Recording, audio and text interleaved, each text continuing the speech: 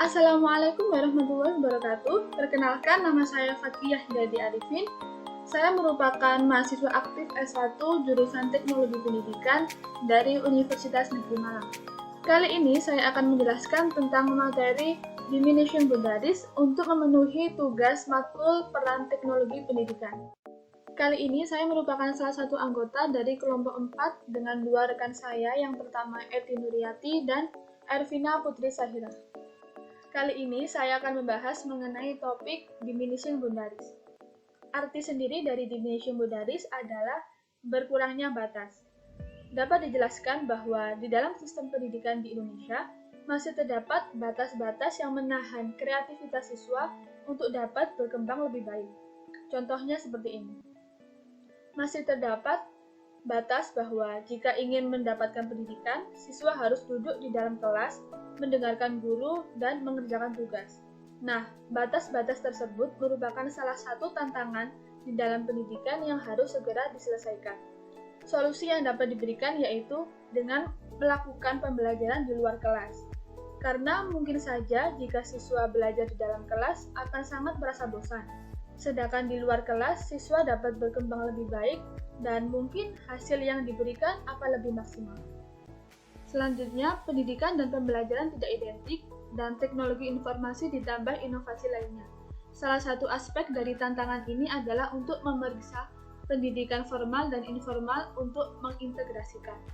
Maksud dari pernyataan ini adalah pembelajaran atau pendidikan tidak hanya dapat dilaksanakan dalam instansi yang resmi, seperti sekolah maupun universitas. Di luar sekolah, di luar instansi resmi tersebut, masih dapat dilakukan suatu pembelajaran. Nah, dari penjelasan tadi dapat diberikan ilustrasi bahwa kegiatan pembelajaran dapat tetap terjadi baik di dalam instansi formal, seperti ini, maupun di luar instansi formal. Medianya, teknologi yang terdapat di dalam handphone, laptop, maupun komputer dapat diakses oleh siswa untuk mendapatkan ilmu ataupun sumber-sumber referensi, namun juga dapat dimanfaatkan oleh pekerja kantoran maupun karyawan swasta untuk mendapatkan informasi terkait pekerjaan maupun investasi yang ada. Jadi, pendidikan dapat diintegrasikan di dalam instansi formal maupun instansi informal.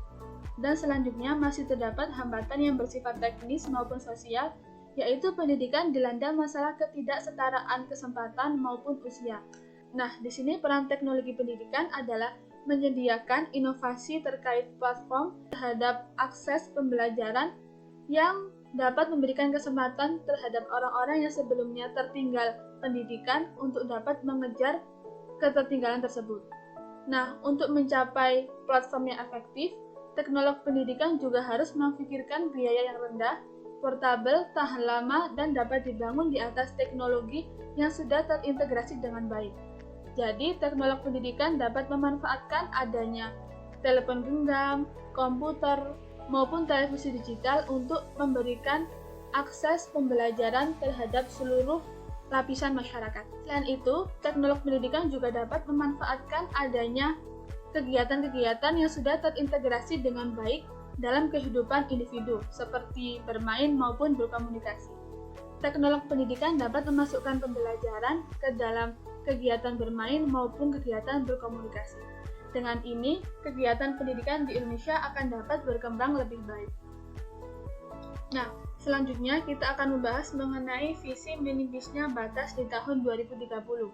Di tahun 2030 dapat diprediksi bahwa teknologi akan dapat berkembang lebih pesat dan otomatis batas-batas yang ada di dalam pendidikan akan hilang secara perlahan-lahan.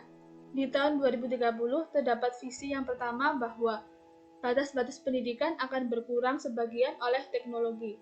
Misalnya alat dan sumber daya yang digunakan dalam pengaturan formal akan tersedia di luar kelas. Nah, di sini teknologi akan mengambil alih sebagian kegiatan pembelajaran sehingga pembelajaran tidak akan terbatas hanya di dalam kelas. Dan yang kedua, pembelajaran akan memanjang dan seumur hidup. Dapat dijelaskan bahwa di tahun 2030, teknologi akan meresap ke dalam seluruh pengalaman hidup, sehingga pembelajaran dapat dilaksanakan mulai manusia itu lahir hingga tua.